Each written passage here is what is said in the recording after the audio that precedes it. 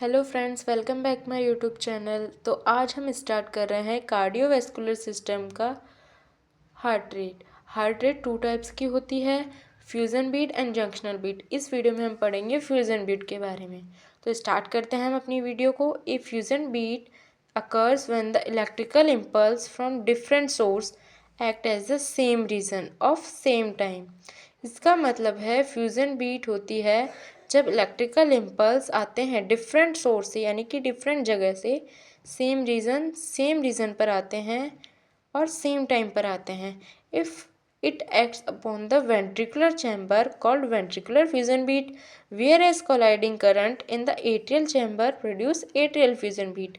इसका मतलब है जब इम्पल्स कोलाइड होते हैं वेंट्रिकल्स में तो वेंट्रिकुलर फ्यूजन बीट होता है, और अगर कोलाइड हो रहे हैं एट्रियम में तो एट्रियल फ्यूजन बीट होता है। कोलाइड मतलब फ्यूज होना, यानी कि टकराना या एक साथ आना। Ventricular fusion beat can occurs when the heart natural rhythm and impulse from pacemaker। Ventricular fusion beat कब होता है? जब हार्ट की नेचुरल रिदम और पेसमेकर से इम्पल हुई इलेक्ट्रिकल इम्पल्स कॉन्साइड मीन्स एक साथ, to activate the same part of the ventricle. Activate होती है दोनों, हार्ट की नेचुरल रिदम और पेसमेकर की इम्पल्स दोनों एक साथ एक्टिवेट होती है वेंट्रिकल के सेम पार्ट पर और सेम जगह।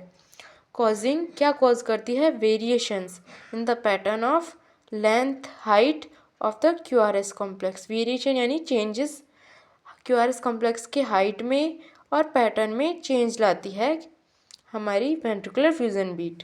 Pseudo fusion beat in which the pacemaker impulse do not affect the complex natural beat of the heart।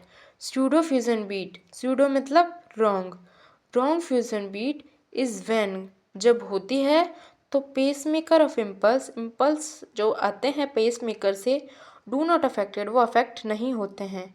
किसके? क्यूआरएस कॉम्प्लेक्स के। Natural beat of the heart, जो हार्ट की नेचुरल बीट है वही रहती है।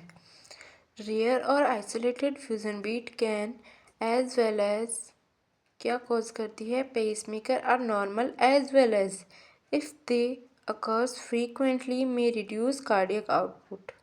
रेयरली यानी कि कुछ केसेस में जो फ्यूजन बीट है, स्यूडो फ्यूजन बीट है, वो कैन कॉज करती है पेसमेकर आर नॉर्मल। पेसमेकर तो नॉर्मल रहता है, लेकिन उसके साथ जो हमारी कार्डियक आउटपुट है उसको रिड्यूस कर देती है। So we need can require a pacemaker. तब हमें पेसमेकर की रिक्वायर होती है। जो आर्टिफिशियल पेसमेकर है, जो हमारा पेसमेकर है उसकी रिक्वायर्ड होती है कार्डियक आउटपुट को इंक्रीज़ करने के लिए। तो हमारा कंप्लीट हुआ फ्यूजन बीट। नेक्स्ट पार्ट में हम पढ़ेंगे junctional beat. Thank you for watching this video.